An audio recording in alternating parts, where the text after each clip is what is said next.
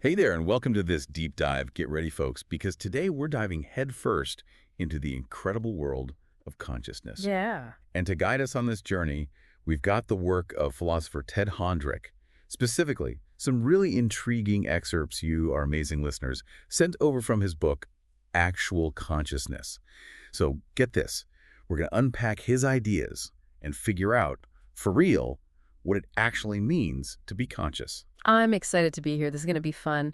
Hondrick's work, I've always thought it's kind of like, one of those mental jungle I gyms. like that. A little challenging at times for sure, but so rewarding once you start to get the hang of it. Yeah. And those excerpts you mentioned, they are the perfect roadmap for this adventure. Okay, so can we all just agree here, like, we all experience consciousness every single day, but when someone asks you to explain it, like, what would you even say? It's wild. Even the biggest brains out there, philosophers, scientists, you name it, they haven't landed on a single universally accepted definition. Yeah. It's like we all know it exists, but pinning it down, whole other story. It really, really is. One thing Hondrich noticed is how many theories about consciousness, they kind of like skip a step. Ugh. They try to explain how it works before really nailing down what it even is. Imagine baking a cake, but you've got no clue about the ingredients. It's like that. He really dives into those classic definitions, things like qualia, subjectivity, intentionality, and he finds, well, let's just say he finds them a bit lacking. Let's break those down for a sec. Qualia, so that's all about the subjective feeling of an experience, right? Like what it feels like to see the color blue or smell some fresh baked cookies, that kind of thing. Exactly. And while qualia, it gets at that personal, felt aspect of experience, Hondrich felt it was a little too narrow of focus, like you're just staring at one tiny brushstroke in this massive, complex painting. Then there's subjectivity, that idea that each of us has a unique personal point of view. And this one, it gets tricky because it's all tangled up with this concept of self. And that just leads to a whole other bunch of questions about what even defines a self to begin with. So many questions. And then there's intentionality, right? It's Yeah. like that idea that our thoughts are always about something. But does that really capture the whole experience of being conscious? I don't know about that. And that's precisely Honderich's point. None of those terms really hit the bullseye. He was on a mission, you see. He was searching for a way to cut through the confusion, and that's where his big idea comes into play. Actual consciousness. Okay, so actual consciousness, sounds kind of straightforward, but I have a feeling it's way deeper than it sounds. Yeah. Oh, it definitely is. Hondrich, he uses these really relatable examples. Think about the feeling of a sudden emotion or, like the experience of just looking at a desk right there in front of you. That immediate, undeniable there-ness, that's what he's getting at with actual consciousness. It's like he's saying, listen, this is real, folks, and we need to figure out how it works. He's not shying away from the big questions, that's for sure. So how does he actually break down this idea of actual consciousness? What's he working with? Well, he divides it into three main types: perceptual, cognitive, and affective. It's actually pretty helpful to think of them as different dimensions of our conscious experience. Okay. So first up, you've got perceptual consciousness. This is all about our senses seeing, hearing, touching, tasting, smelling the world around us. It's what makes us aware of those physical surroundings. It's like right now I'm perceptually conscious of the microphone in front of me, the chair I'm sitting on, even those like distant sounds of traffic outside. Yeah. It's all right there. Exactly. You've got it. Now let's move on to cognitive consciousness. This is the world of thoughts, ideas, memories, beliefs, all that good stuff. It's what allows us to think about the past, plan for the future, and ponder those big existential questions we all grapple with. So like when I'm trying to remember where I put my keys or I'm like seriously debating what to have for dinner tonight, that's cognitive consciousness doing its thing. You got it. Spot on. And last but not least, we've got affective consciousness, which is all about our emotions and feelings. This is what makes us laugh, cry, feel joy, sadness, anger, you name it. It's the whole spectrum of human emotions. So basically actual consciousness, it covers the whole shebang of our experiences, from what we pick up with our senses to our deepest thoughts and feelings. Exactly. It's all encompassing. And you know what makes this even more intriguing? Honderich points to the very fact that we have attention as evidence for this whole idea of actual consciousness. Oh, interesting. Think about it. We can choose what we want to focus on, what we're going to ignore, what we're going to bring to the forefront of our awareness. That ability, that power to direct our attention, well, it suggests that there's an active, aware I making those choices. So we're talking about like actively choosing what to pay attention to, Yeah. right? It's like right now, I could be super aware of all those city sounds outside my window, but I'm choosing to focus on us, on this conversation. How does that all connect back to Hondrich's idea of actual consciousness? Ah, such a great question. See, Honderich, he argued that this whole ability to direct our attention, it suggests we're not just these passive receivers of information, like we're not just letting the world wash over us. There's this active, aware I in the driver's seat, making choices, what to focus on, what needs attention, what we can let fade into the background. That, he'd say, is a big piece of that actual consciousness puzzle. Okay, so it's almost as if our attention is like a spotlight, right? Shining a light on certain parts of our experience while others are kind of left in the shadows a bit. Now you're getting it. That is a fantastic analogy. And it leads us perfectly into another super fascinating part of Honderich's theory, this idea of subjective physical worlds. Ooh, okay. So Honderich, he recognized that while there's obviously an objective physical world out there, the world of trees and rocks and buildings and all that, our actual experience of that world, it's always filtered, always shaped by our senses, thoughts, emotions, all of it. So what you're saying is that my reality, the world as I experience it, it's not just what's objectively out there. It's like this combo of the objective indie, my own like subjective take on it all. Precisely. Think of it like this. Imagine you're at a museum, right? You're looking at this incredible painting. The painting itself, the actual colors and shapes on the canvas, that's the objective reality. But your experience of that painting, the emotions that it stirs in you, the memories it might trigger, even how you interpret its meaning, that's your subjective physical world.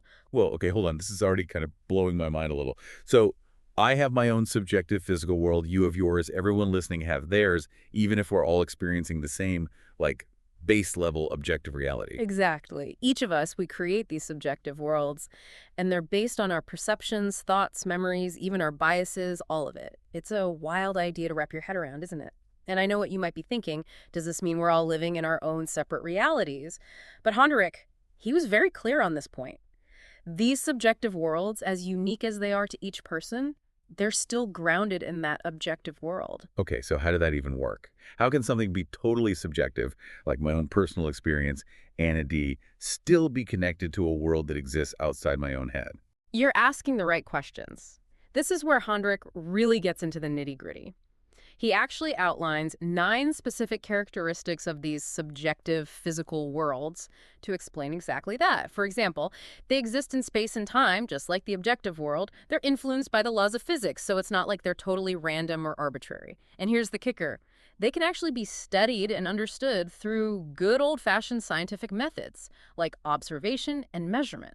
So even though my experience of the world is unique to me, it's not like it's completely detached from reality.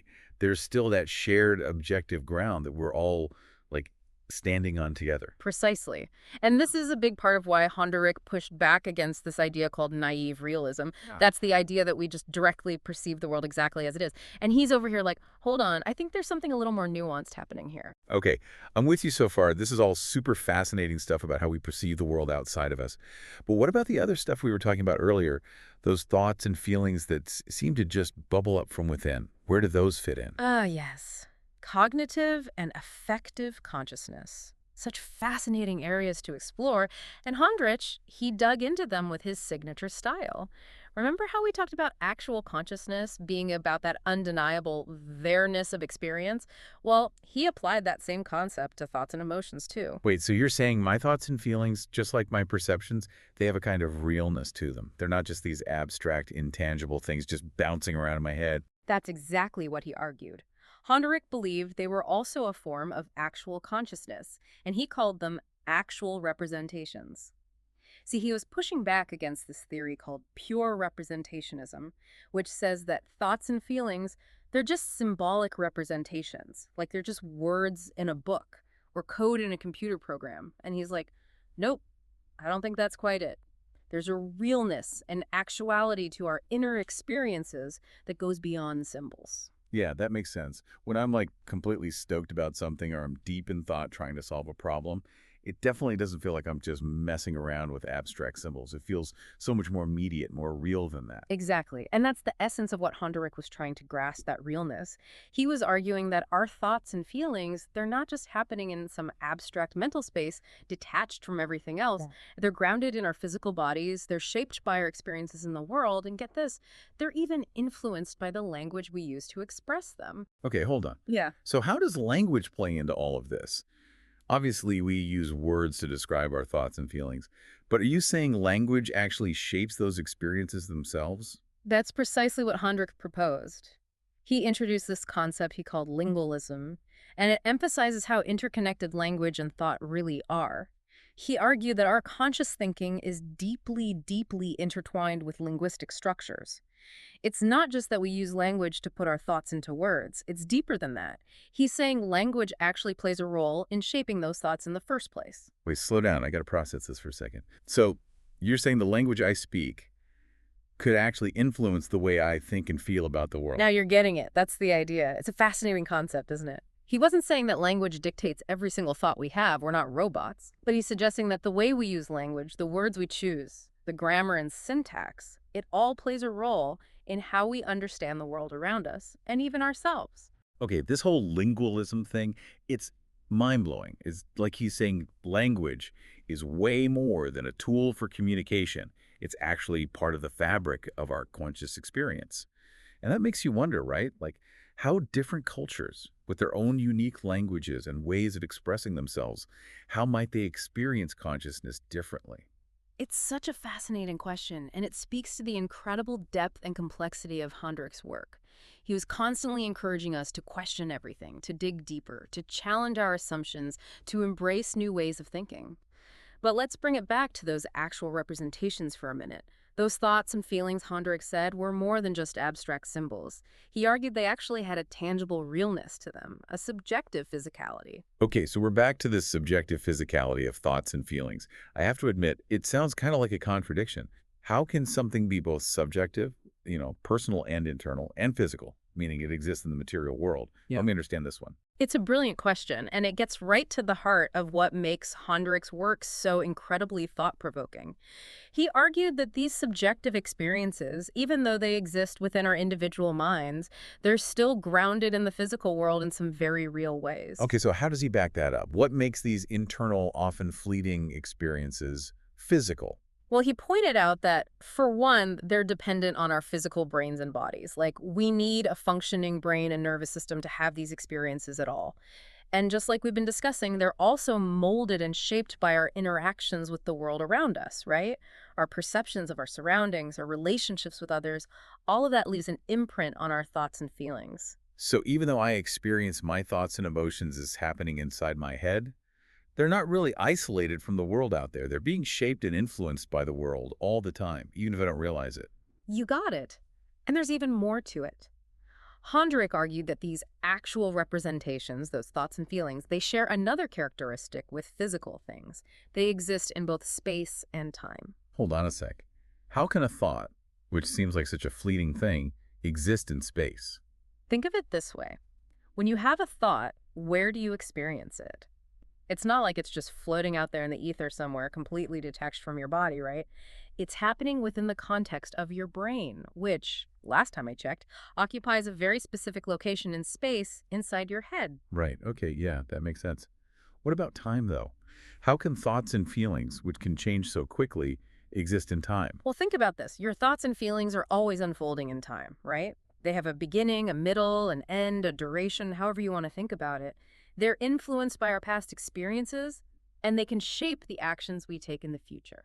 So even though they can feel fleeting and temporary, our thoughts and feelings have a real existence in time, just like physical objects. Exactly. And that's a huge part of what Honderich meant by this whole subjective physicality idea. He was trying to build a bridge between our internal experiences and the physical world, demonstrating how deeply, surprisingly interconnected they actually are. I'm not gonna lie, this is making me completely rethink how I understand my own mind.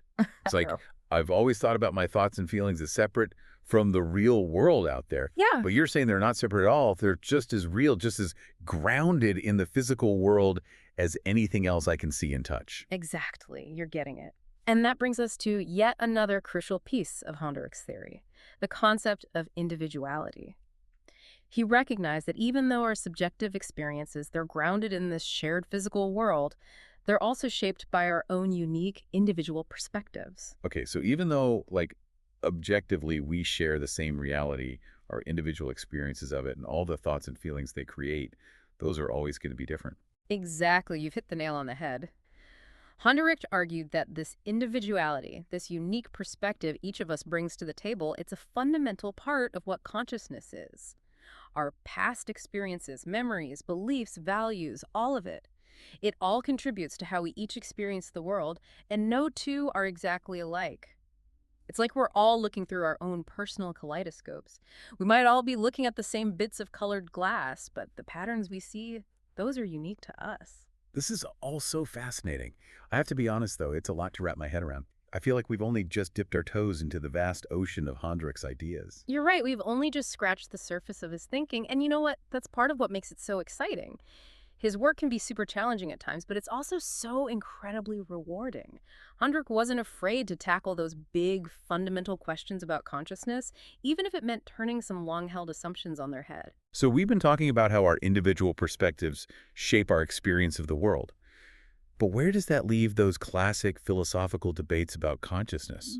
Like, what about that whole mind-body problem, that question of how our mental experiences relate to our physical bodies? Ah, that's where things get extra juicy.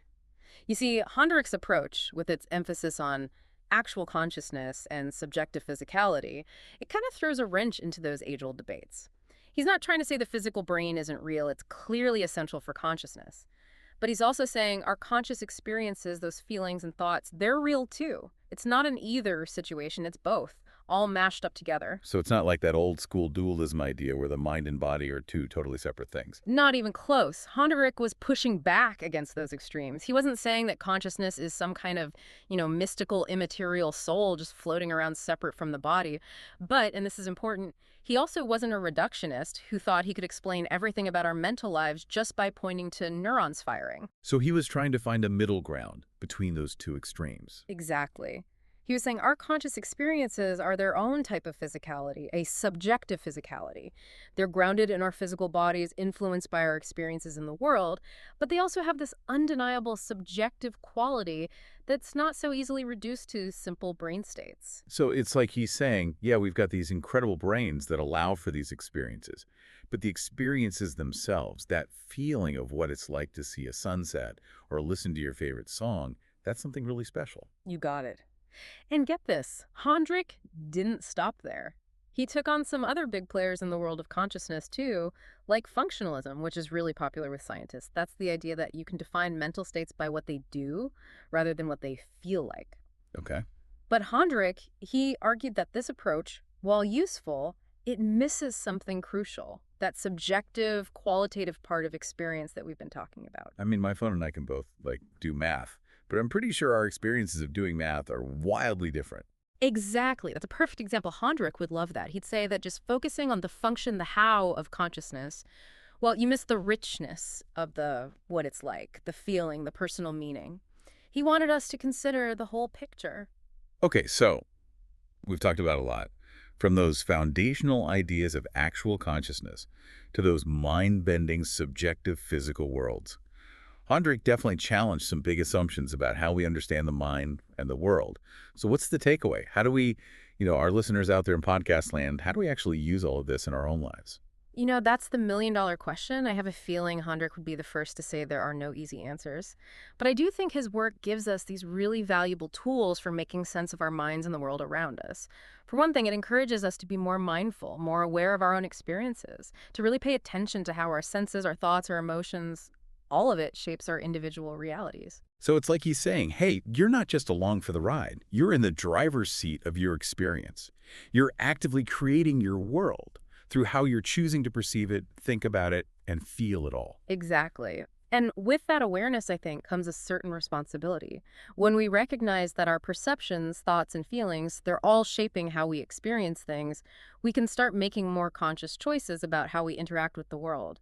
We can choose to cultivate more positive emotions, to challenge beliefs that aren't serving us, to approach situations with more compassion and understanding. So it's about realizing we have agency. Like we're not just puppets being controlled by our thoughts and emotions. Absolutely. We have the power to choose. And you know what? This actually connects to another important idea in Honderich's work, and it's this: empathy and understanding. If each of us is creating our own subjective physical world based on our own experiences and perspectives, well, then it makes sense that there are going to be differences in how we see things, how we interpret events, even how we feel about them. It's like that saying, everyone you meet is fighting a battle you know nothing about. Be kind. Always. Oh, I love that. And it perfectly captures the essence of Hondrick's message. He's really encouraging us to approach everyone with this kind of curiosity, this openness, understanding that their subjective reality might be really different from our own. That's a powerful message, especially these days when it's so easy to just like judge and dismiss perspectives that don't perfectly align with our own. Absolutely. Hondrick's work reminds us that empathy and understanding, they're not just some nice to haves. They're essential, not just for ourselves, but for building a more compassionate world for everyone. So as we wrap up our deep dive into Ted Honderich's Actual Consciousness, I think that's a really powerful note to end on. Consciousness. It's this incredible mystery, but it's also a gift. And I think the more we understand how it all works, how our perceptions, thoughts, and feelings come together to create our experiences, the better we can use that gift to live a life that feels rich, meaningful, and connected. Beautifully said. It's been an absolute pleasure diving into these ideas with you today. And to everyone listening out there, thank you. Thank you for joining us on this mind-bending journey. We hope you've come away with, I don't know, maybe just a little more appreciation for your own conscious experience. Keep those brains buzzing, and until next time, happy diving.